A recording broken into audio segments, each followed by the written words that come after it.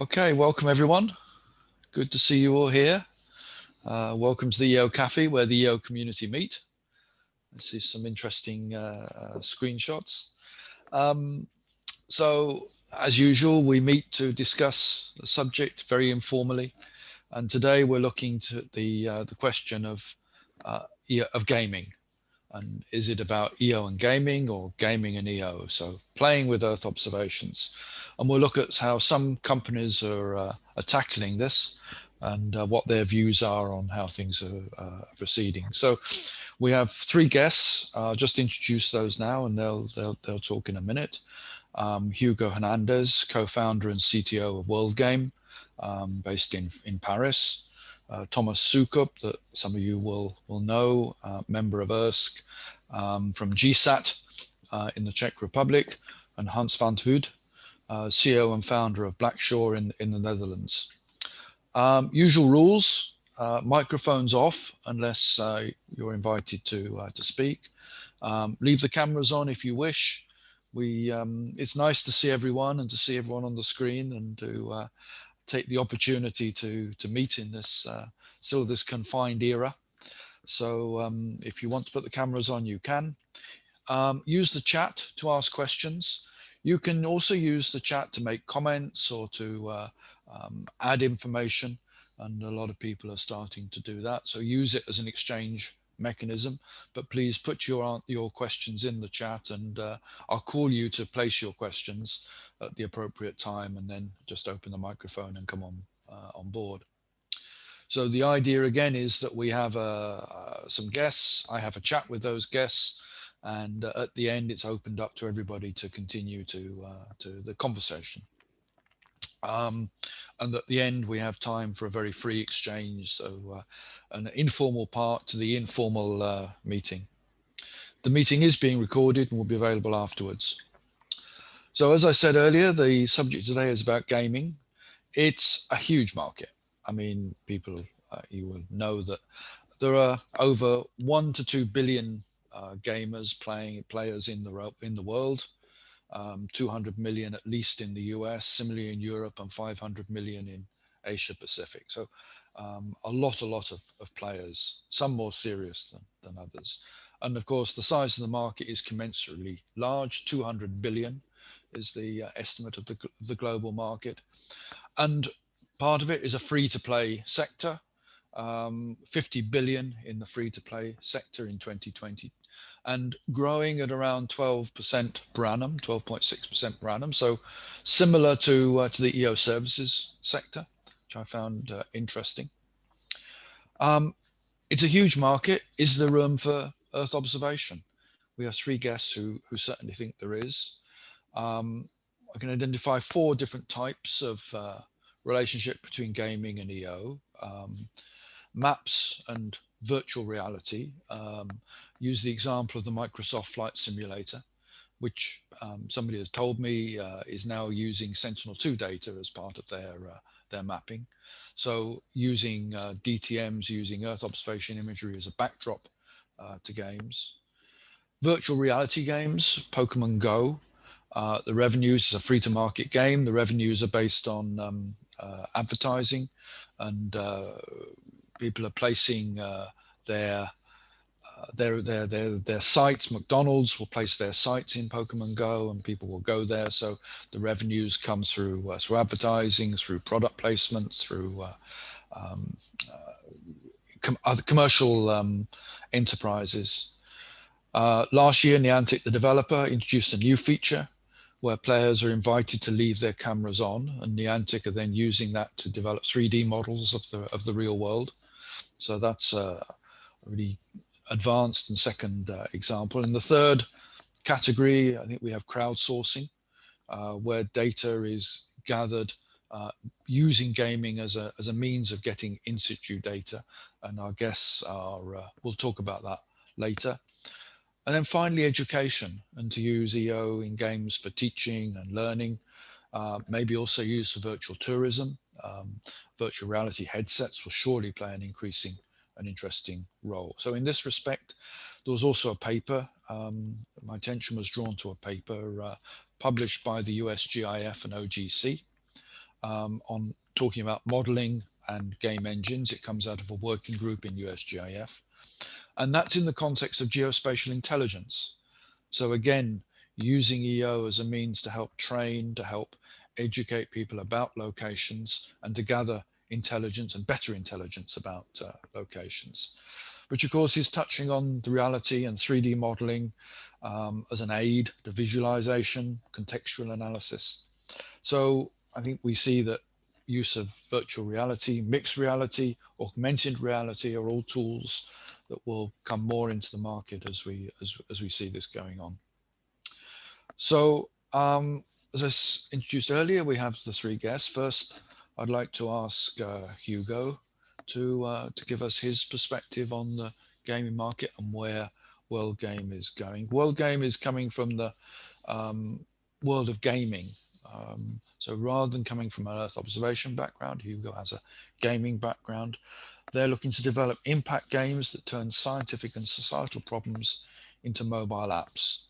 And we have more in the concept note, but rather than saying more, I'll let Hugo explain himself. So please, Hugo, tell us a bit about World Game and yourself.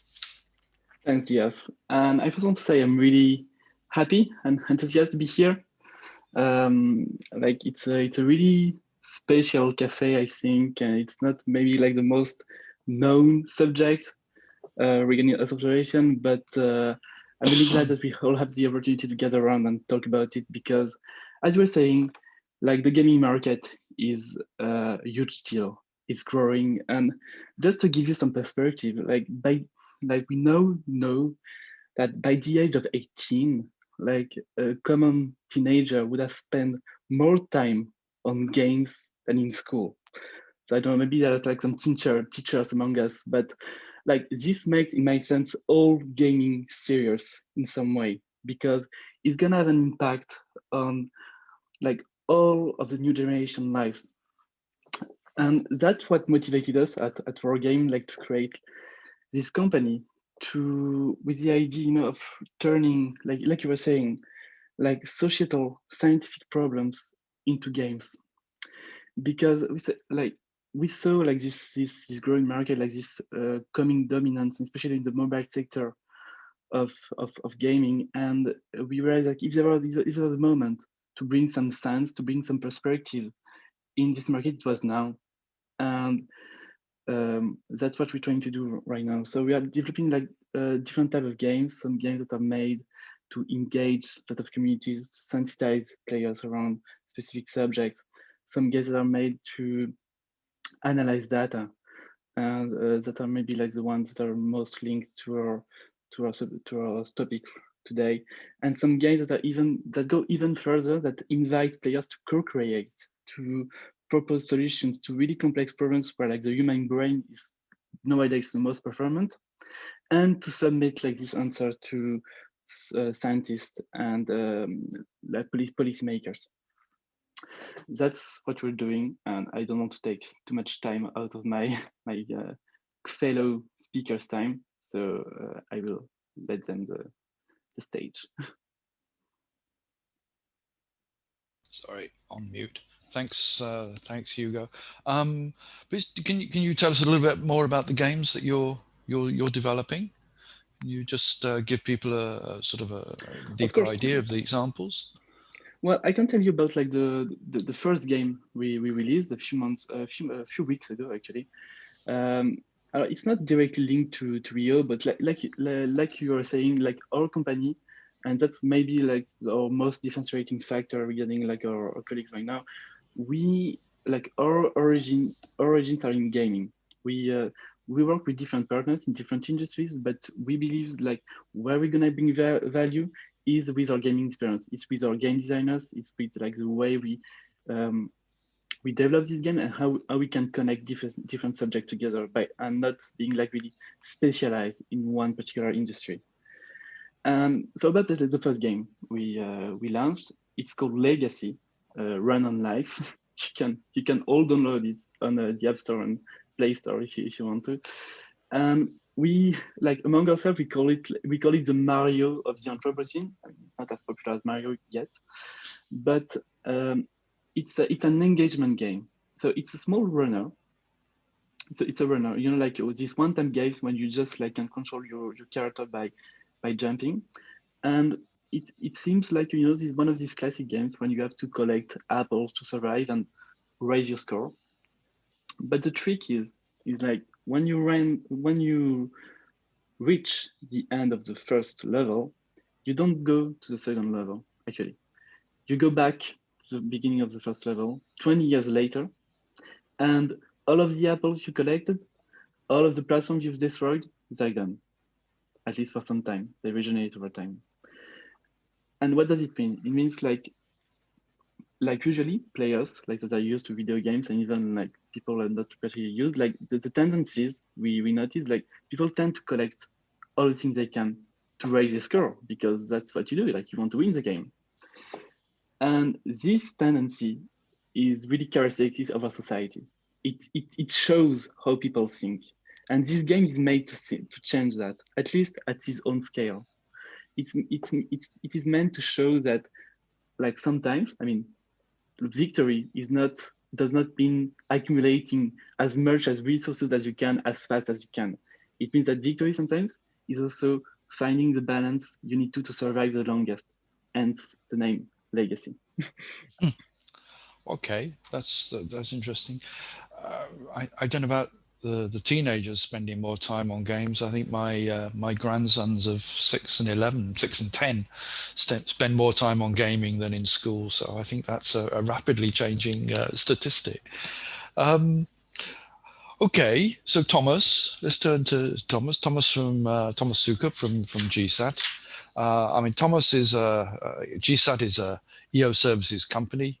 Thomas comes from an EO background. They've been working with various partners to develop elements of gaming in support of collecting in situ data. But let me not say anything more. Thomas, you describe what you're doing and what it's all about. Okay. Thanks, Jeff. First, thanks for invitation. I really appreciate, because it's always nice to meet some new people, especially in these times. Talking about the gaming, yeah, first I want to warn you that I'm sharing the bandwidth with two kids supposed to be learning, but probably they switched to gaming already. So that's what Hugo said. I think it's very relevant. And yeah, as Jeff said, I mean, we are a remote sensing company, we are your company. So how we entered into the game, and probably also the thing which activated Jeff and Natasha to invite us, was the project which was called Gameo. And in this project, which was financed by ESA, we try with our colleagues from YASA and also from Spatial Focus to somehow bridge the world of the EO and the gaming. And it was exactly in this third group of applications you mentioned. So we basically try, for a very practical reason, for mapping slums in some development countries in a sustainable development context, to support our identification and also characterization of the slum by the collection of the data, which are not collected in situ as usual, but it's always complicated, especially for these topics, but to try to use the crowdsourcing approach. And we used the picture pile platform of YASA. Also, there was some other development from Spatial Focus to use also the street view information. And we basically try to cross and to these two worlds and to see how feasible it is. And to stimulate the crowd, we in fact use some of the gaming elements. So I would not say that we really, that it was really game, but there were some kind of elements which you find in games, which were used here to really stimulate and focus the crowd for the places which we need to collect the information. And we also experiment, let's say, collecting a very direct information like some binary or some kind of fuzzy question. So that was something what was quite interesting for me to enter this area. And I'm pretty convinced that it works quite well. Of course, it needs to be operationalized more. But I really see that having this experience that basically there is furthermore potential to couple these two words, and I think the potential is quite enormous. And I'm really looking forward for the discussion about. Okay, great, thanks. I come across a little bit of what you're doing through EASA. I was with EASA as an advisor to the LandSense program, where they were using the crowd sourcing tool to collect data. But that's about my only exposure to any of this. I have to say, my knowledge of this area is pretty low. So I'm learning as well. So thanks, Thomas. Let me turn now to Hans. Hans van Voet is from Blackshaw, founder of Blackshaw in the Netherlands. They also are working with crowdsourcing, but in a very different way, at least to my understanding, a very different and very novel way. So Hans, tell us a little about what you're doing and how you got there, and about your approach. All right. Yes. Thanks, Jeff, and thank you for inviting me for this EOcafe. Please allow me to share my screen, so because then, like, a picture is telling 1,000 words, and I will just guide you through what we are doing as Blackshaw, and while developing the Cerberus crowdsourcing platform, as we call it. So I will now find the button share screen. There it is, and then I will share you screen 1. Share. I think you should see my screen right now. So, all right. So yeah, I'm a little bit always in the twilight between game development and Earth observation, and doing some things with a purpose. I started already with developing our crowdsourcing platform about 9 years ago, and the general idea is let's see. Something is going wrong. All right. Oh no, here it is. So the general idea is that we have Earth observation satellites, and they are sending data back to Earth. And satellite images, as we know, they are vast. It are really large pictures. So it are a lot of pixels to be analyzed, to be turned into knowledge. And how we do it, of course, we can do it with experts. We can use experts to draw maps. We can use artificial intelligence systems to automatically detect features.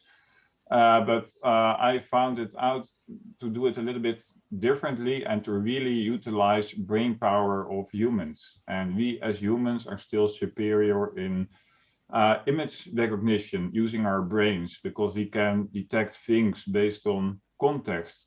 So I started working on this, and actually I started with mapping planet Mars, helping NASA to detect geological features on Mars, but turned it into an application to detect features here on Earth. And around this Earth observation data, we built a computer game.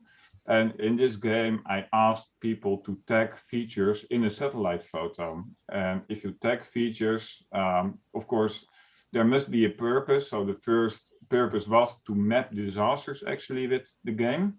With this, I was the Copernicus Masters winner in 2012 already, so a long time ago. We called it Cerberus Map a Disaster. And here we asked the people, the crowd, to tag damage, for example. And here we see a satellite image which is captured one day after the tsunami in Japan.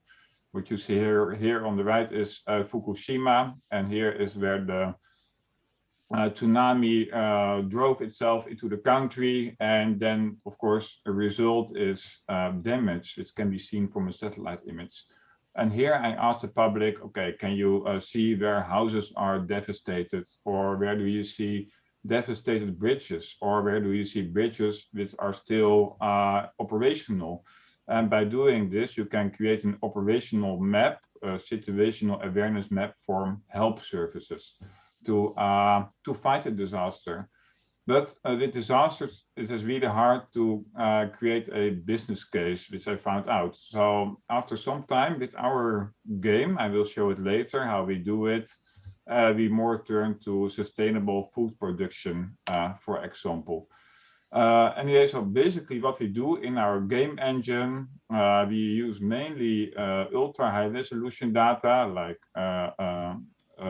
digital globes data or Maxar's data or Airbus's Pleiades data, and sometimes Sentinel-2 data.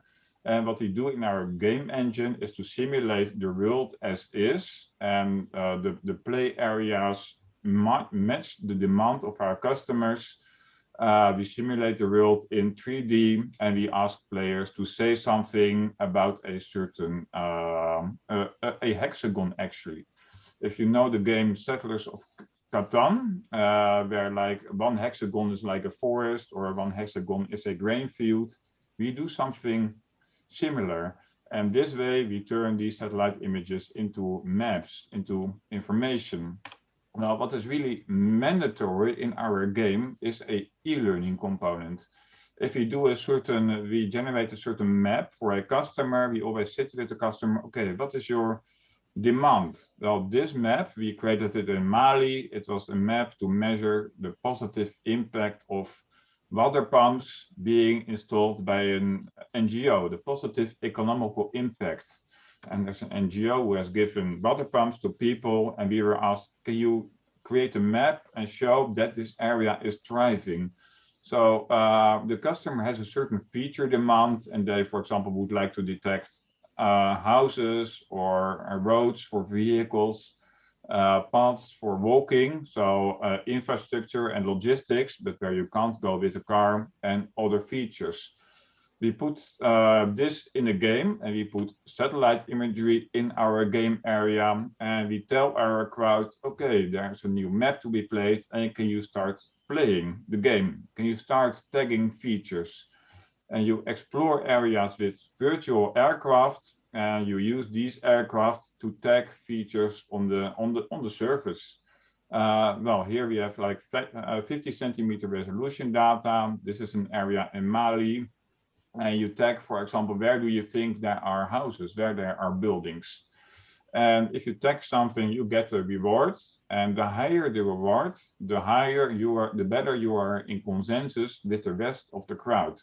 So if you have like, I tagged here a building, and if I get a very thick line, a lot of other players have said the same thing.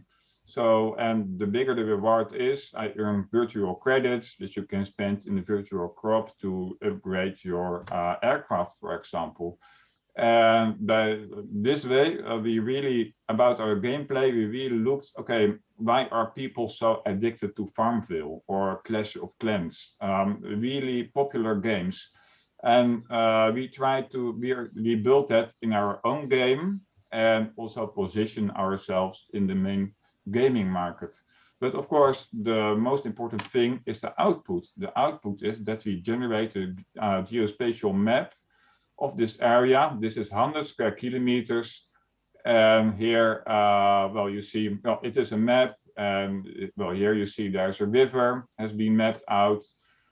Buildings, those are this ugly liver color and those white lines.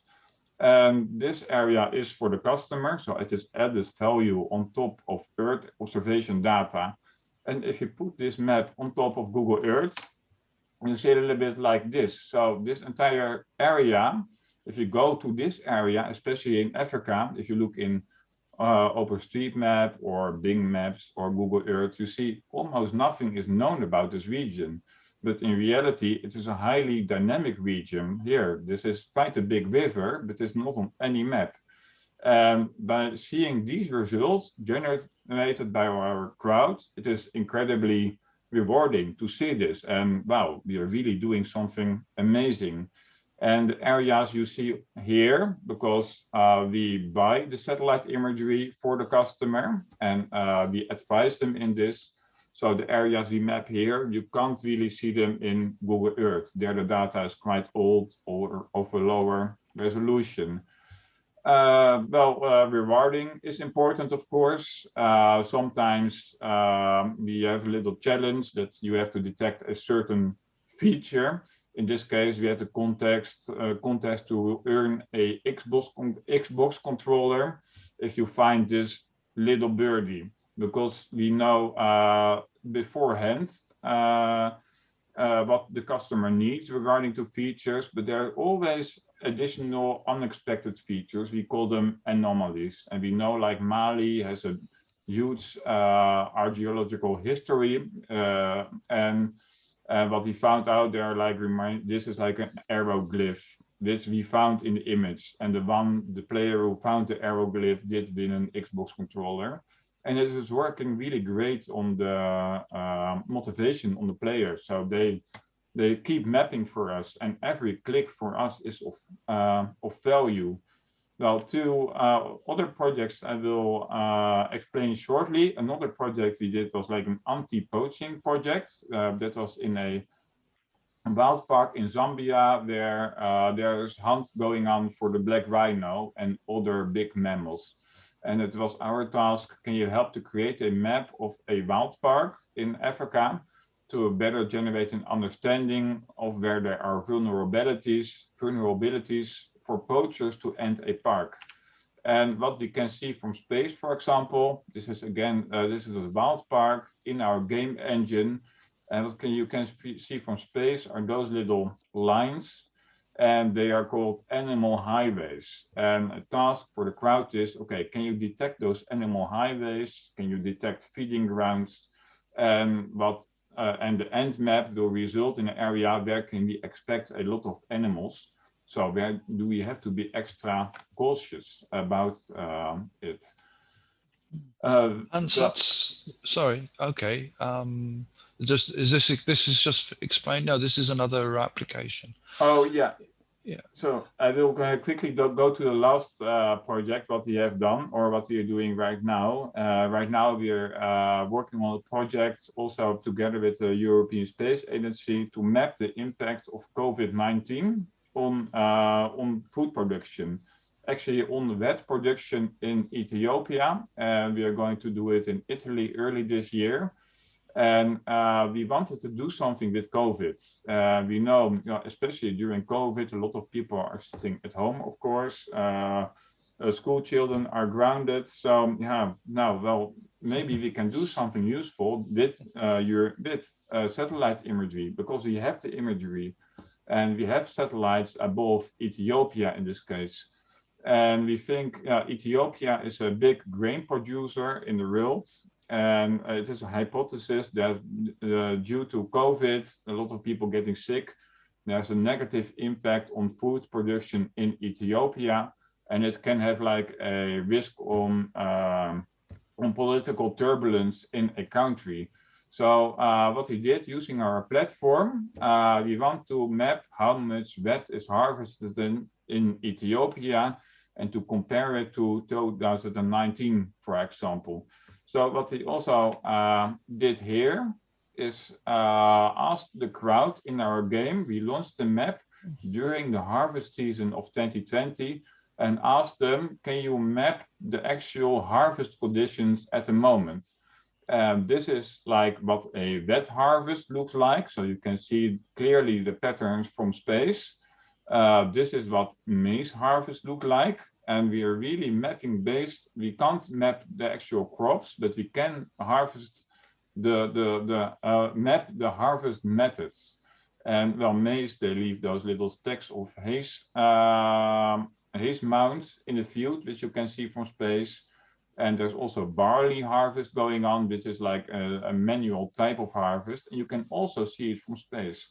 And this way, we were actually creating Farmville in real. And Farmville is a game about harvesting. So the crowd started to play, and it was actually incredibly successful. And I will show you how it goes, by the way.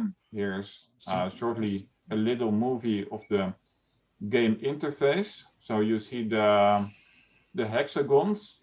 E-learning is very important. So we always show as an example, what do features look like from space? If we don't teach the crowd anything, the output is rubbish. So e-learning and motivation is really important. Is this video available on the yeah, I on think YouTube I shared it in LinkedIn once. It is one on one of my points. Okay, so you see here the player is mapping. You could enter it into the chat so that people could easily find it. Yeah, and I'll share it later. So here the player is mapping, and these results go into the database, and then all of those results, those hexagons, the results are being accumulated, and I will go to the next slide. How do I stop this now? I think we need to move on, Hans. Yeah. There's only one thing I'd like to share. Those are just, yeah, so the results we generated, because this project is different. Here we did not create a map, but we used our labels to train artificial intelligence systems. So it's the next step that we are moving, instead of map producing, to AI, to generate training data for machines. And even more, we are right now using these labels on Sentinel-2 imagery to automatically detect wet views or maze views or other features. So we buy in a very small part of ultra high resolution data, and the crowd is mapping on that area, 50 centimeters. And then we use this data to learn something about a region far out, how do you say it, overarching. So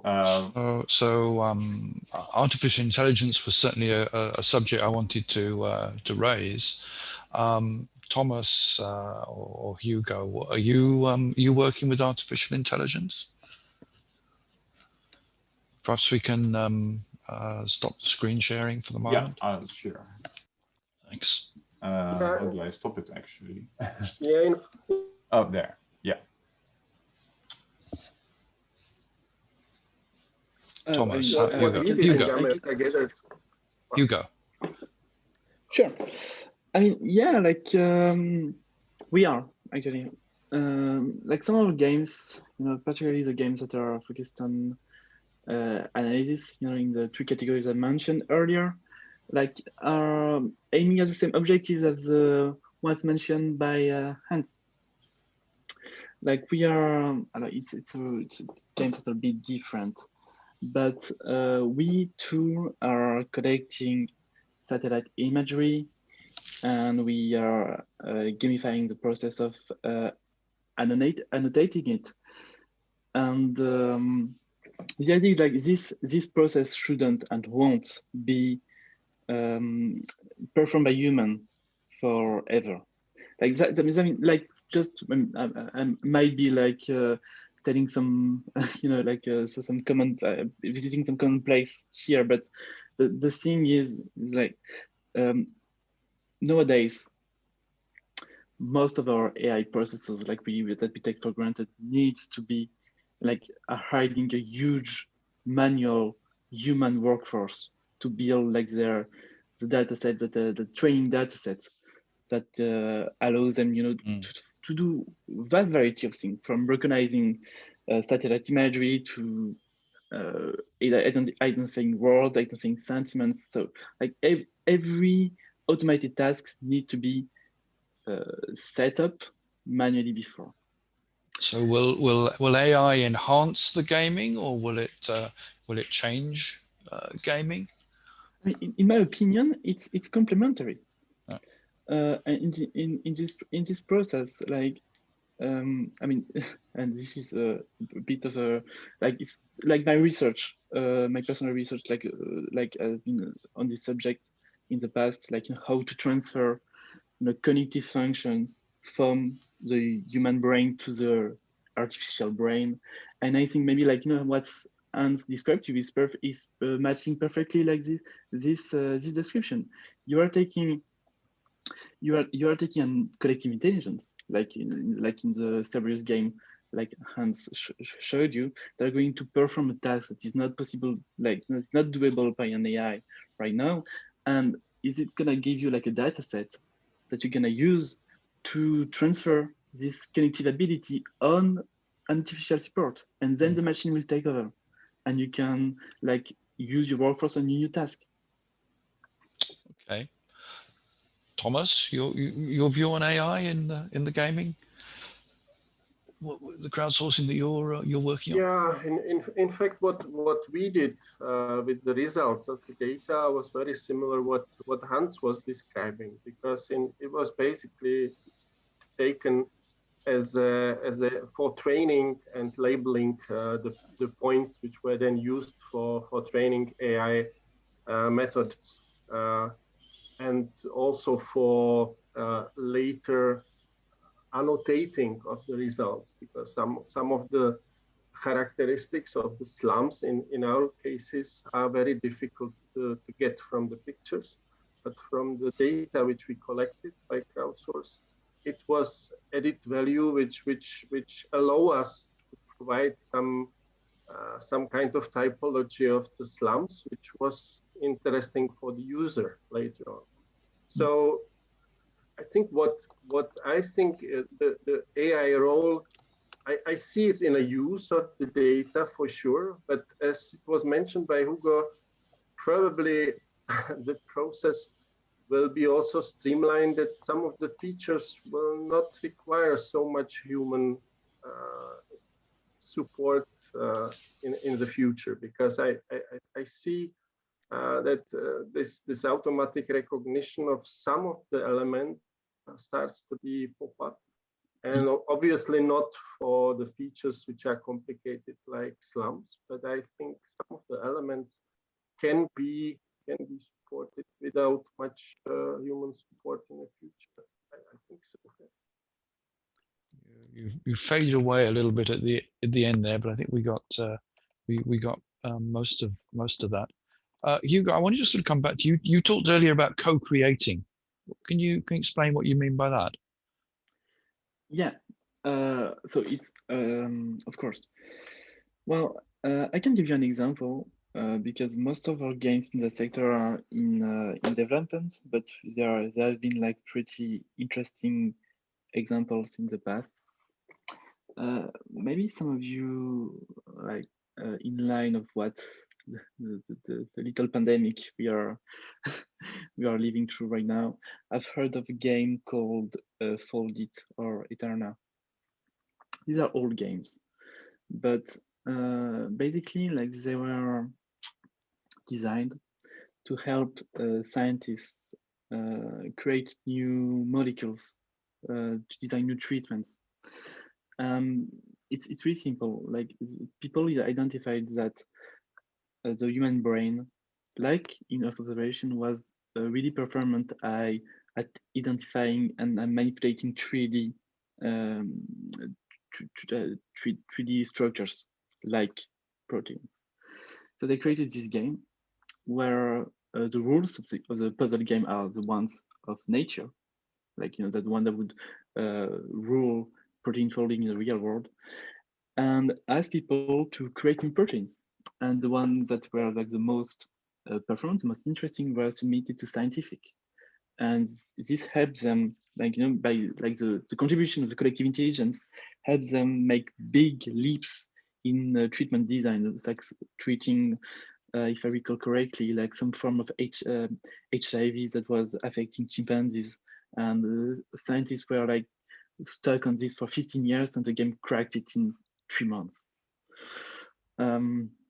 This is the kind of thing I'm talking about, but it can be applied in a really different way. Like you could think about like I think people use, for example, like games like Sims, not SimCity, but something like SimCity to optimize in-town transportation. And like as I'm speaking, I think like based on what, for example, Ant is doing, you could like mix EO data with simulated data to to solve like some logistic issues. Like for me, optimization is everything that goes beyond simple tasks and requires like the creative ability of the brain to solve complex problems. Okay. Hunt, so there were a number of questions for you, but I think you've answered them in the chat. Yeah, can I fill in on the co-creation part? Yeah, sure. Because I actually, when I started my company or my research, I learned about Foldit already. It was like 10 years ago. And there was also another initiative by turning space data into knowledge, and that was Galaxy Zoo. And there you had to classify through crowdsourcing Hubble images. So you had to say about a galaxy, is it like a sickle or a blob or whatever. And then I thought, well, can I demand more from the crowd? Can I more tag into their brains? Because I think, yeah, crater detection on the moon, yeah, it is easy. But can I really ask the crowd to look for like buried features? Or sometimes in the geospatial data, if you want to map a road related to a forest, for example, at one point the road is entering the forest, and at another point the road is exiting the forest. And if you just look at a very small section of the image, a machine would miss this road. But people can interpret that, okay, the road, if it's ending at one point, it will end on the other point, so they can connect this road. And this is really where humans are superior. But related to co-creation, we want to move a little bit further with our game, because our game is free to play. And the crowd is not being paid for, so we don't pay the crowd. It was a question. No, the crowd is just being entertained, but they also know they are doing something with a purpose. But in the next version of the game, we want to add a function to the game that people can spend something in the game and then, for example, buy a virtual water pump or buy solar panels or a shelter. And then what we say, okay, part of this can go to a real shelter or a real water pump. This way, we want to turn the game into a crowdfunding platform, that we are not only mapping situations, but that we are going to ask the crowd, can you help to solve situations? So it is basically my dream to build SimCity in real and give the crowd control over how do we help out in certain areas. It will be an incredibly interesting social experiment. But I think, yeah, if the crowd can help to figure out where are we going to install a water pump, at what location, or how many shelters might be needed, and to even demand more from the crowd. And as for a resource, well, yeah, we also know the figures, how much revenues are going on in the game industry. And why don't use that for something useful, and that people still have their game and still use their brains? I think that will be really great to go to, and there's a lot of help needed everywhere. Yeah, that sounds like a great idea. Yeah, I can really see that. Adrian Goodsman, you wanted to put a question. Oh, yes, thank you. It was just a rapid question on co-creation. I work in private industry before joining Mexican government in the Mexican Space Agency. And I was thinking, for example, in the Pokemon Go kind of game, where in my master's I work with Keyhole, which was a satellite imagery company, and then it was bought by Google. And these kind of games working in Android, making crowdsourcing, co-creation, mapping, but from the inside fields or inside structures like homes, like spaces, can be applied in a certain way for these new models of gaming co-creation with help of distributed systems on ground. I mean, what sort of ideas do you can come out with these? I mean, both projects are very, very interesting. They are very good. Congratulations. Okay. Yeah, I have some. Please. What we often find and that is really interesting. Your question is, we can see a lot of things from space, but we don't know everything.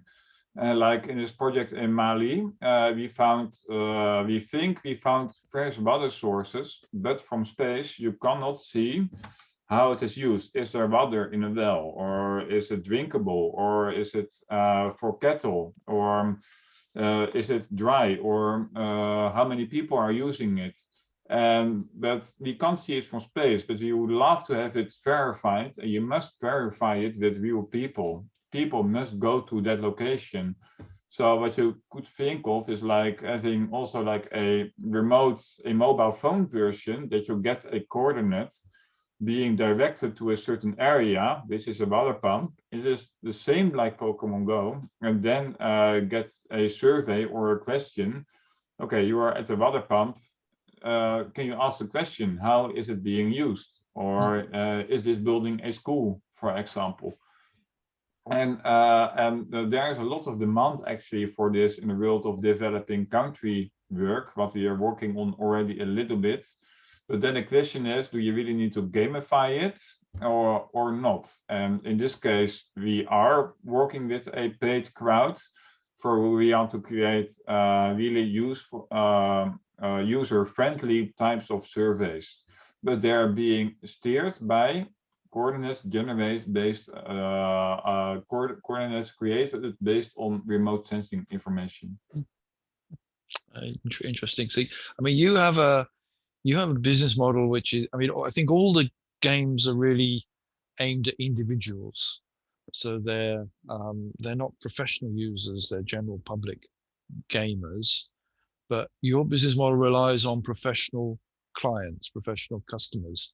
Do you see it the same way, Thomas, Hugo?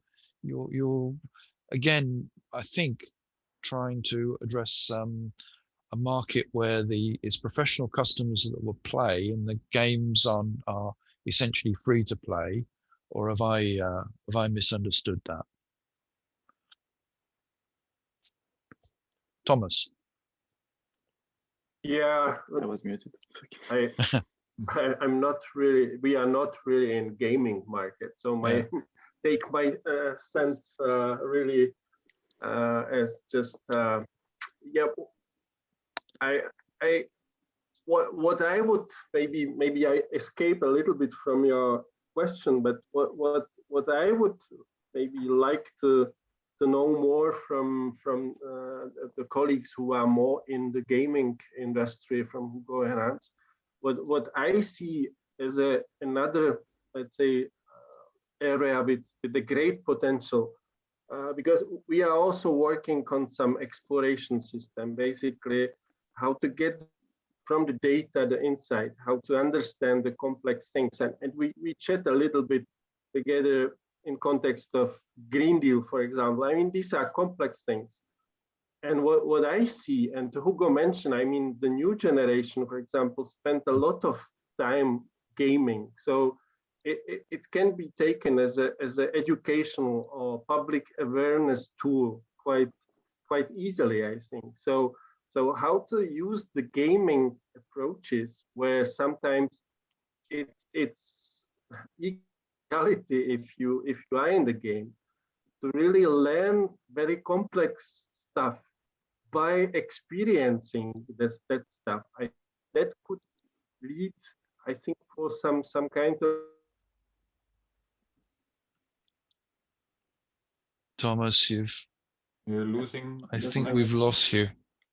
I don't know if you can hear me, by but the experience them. Yeah, if I can ask Hugo, if this is also the area where you think, or where the other companies in this industry are going. Well, you're talking about learning and education, right? Like, yeah. I mean, so this makes a link with a remark I wanted to do regarding what Hans just said. But you know, should it be gamified? And my answer would be, why shouldn't it be? Right. Something that has really struck me of the time that I spent doing research and looking, what annotators did like created by big company like Amazon, Scale, whatever, like look like. What struck me, and even for good initiatives like Zooniverse, that had really like good interest in mind. It always struck me like how I want to say boring and unappealing, like these interfaces were. Even well, I mean, I'm really interested in science and like impact, and I've done a great deal of studying in sustainability. Like I even by getting paid, I wouldn't use it.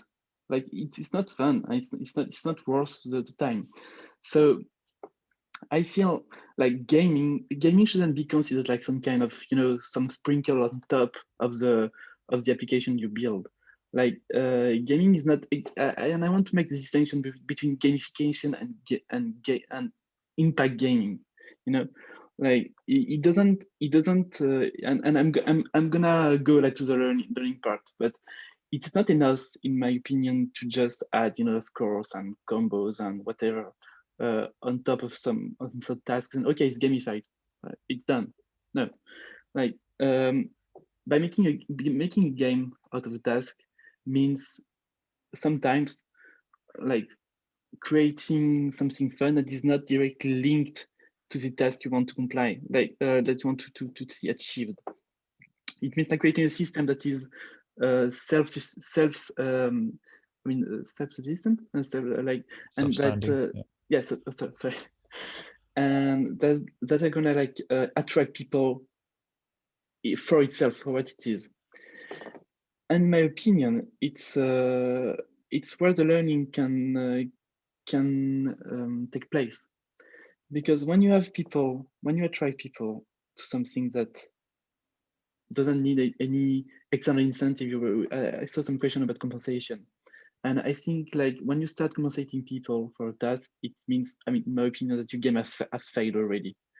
If you can attract people for the quality of your game, well, it's work. It's not a game. But you mean reward in terms of the game experience rather than in. Well, I mean, I would make some distinction. You can create like an internal reward system, and it can be really complex and it can take like different forms. But this is like the traditional crowdsourcing methodology that implies paying people, I know, like 10 cents for labeling 500 images. It's not good in my opinion, because it doesn't alleviate like the hardness of the task at all, and it just makes people things they wouldn't do if they didn't have to.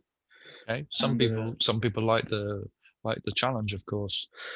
Like, I mean, maybe if there are, yeah, I'm really sorry, but I like with this we've done like some opinion surveys, and we can ask like, what do you think about this? And say like, I wouldn't do it. I wouldn't do it if I could do something else. And this proved to me like there is a need. There is a need for and in a way you could say it's a need to create like a better work environment. Anyway, but I also think like what can be applied to work can be applied to education, because we know like young people and even less young people are attracted to games, and if you're smart enough about what you're doing and how you're doing it, you can really create a really powerful, like you can create a new rapport to knowledge through this digital content, digital support.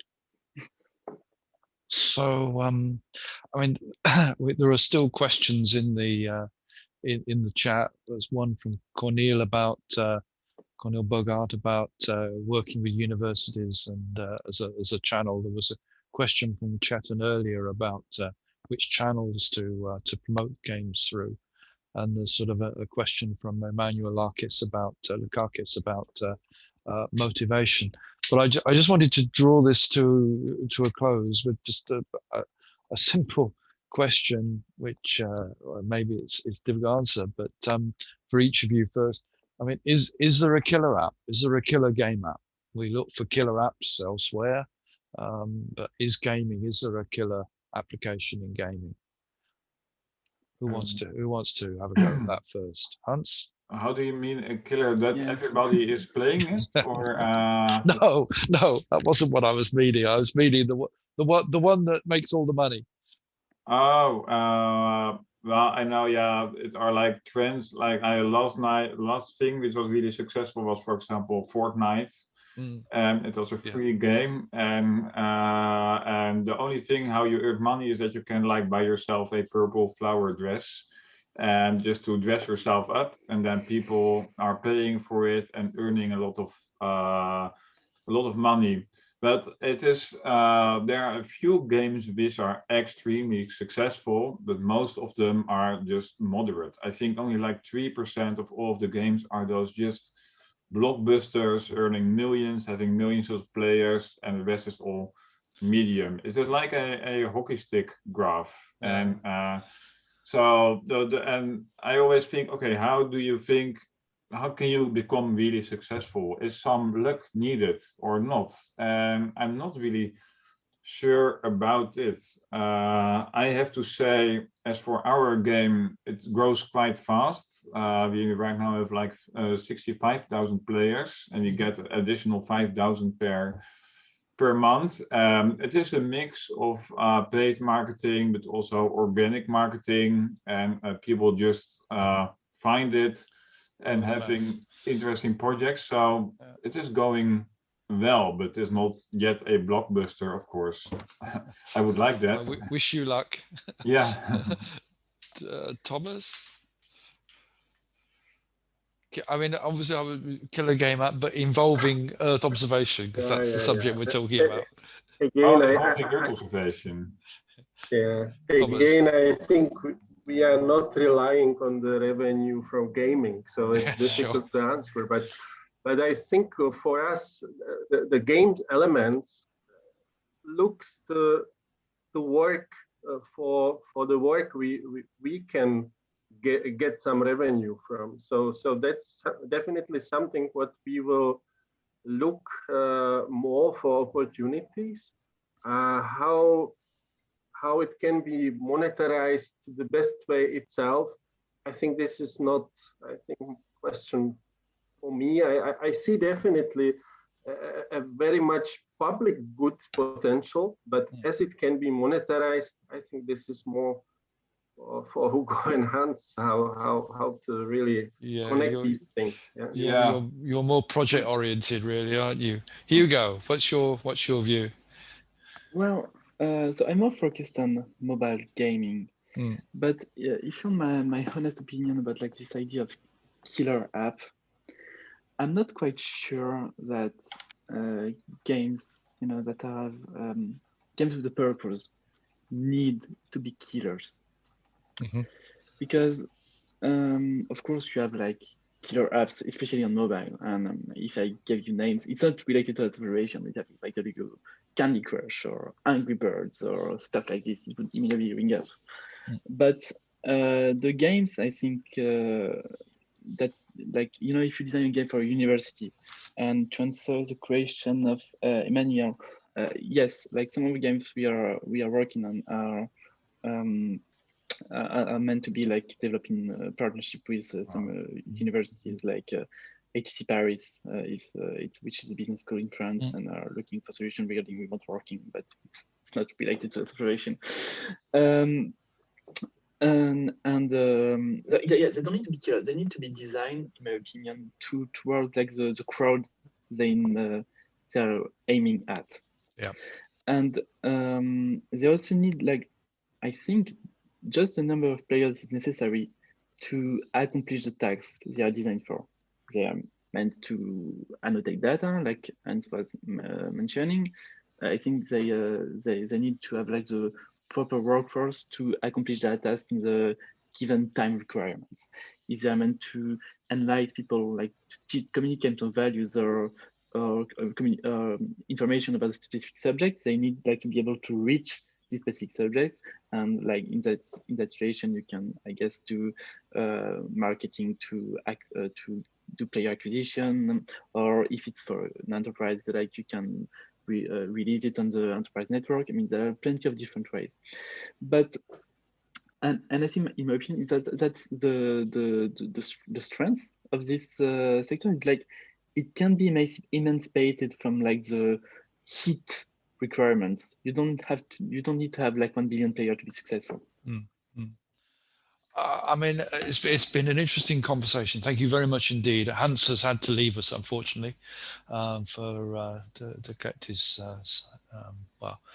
I think you've given a lot of ideas and a lot of food for thought around the subject. As I said earlier, it's not a subject I know much about at all. I've got a few examples, but I'll cut time short because we're at 5 o'clock. So again, thank you both very much for your time. Thanks to Hans as well. So Thomas and Hugo, happy to carry on the exchange at any time and to discuss.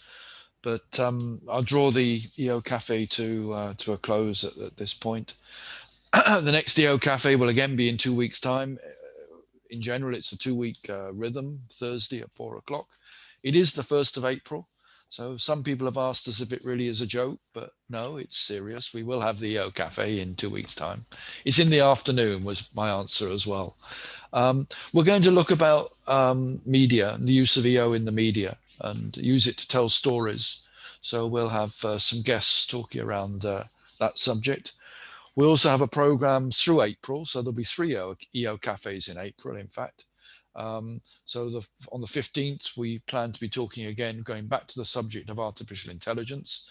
It created a lot of interest last time, and we think there's a lot more to explore there. And then I promise you that we would go back to the Green Deal. So the third EOcafe in April will be going back to the Green Deal, particularly looking at the R&D aspects, but not entirely. So that's our plan for April. Just a reminder to everybody that ERSC does provide awards. We have an award scheme. So anybody who's interested in putting themselves forward for one of the Company of the Year award or the Product of the Year award, there are details available, and I'm sure somebody will be along to put a link in the chat to a video that's been produced of the award scheme. We're still calling for inputs for our survey, our industry survey that we do each year. So if you haven't, please take the small amount of time necessary just to fill in the survey. We've got quite good responses, but we need more. So please take some time on that. And that's about it. Remember that we keep the line open. If anyone wants to just stay on board and have a chat around the informal part of the meeting, please just stay on the line and open your microphones. And generally it works. We don't have too much problems with competing microphones. So please stay around for that post EOcafe chat. And again, thank you to our 3 guests, Hugo Hernandez, Hans van Hout, and Thomas Sukup for their time this afternoon and for the discussion that we've had. And thanks to you all for joining us. See you next time. Yeah, thanks, Jeff, and thanks everybody. And I just want to say, like, if any of you have more questions and want to further it, like, don't hesitate to reach out on LinkedIn and send me a message. I'm always available to talk about this subject. Yeah. And I mean, hopefully this does lead to linkages and to partnerships. So it's part of the goal of this. So please do continue discussion with Hugo. I'm sure Thomas and Hans are also interested to carry on discussing. Yeah, for sure. Thanks.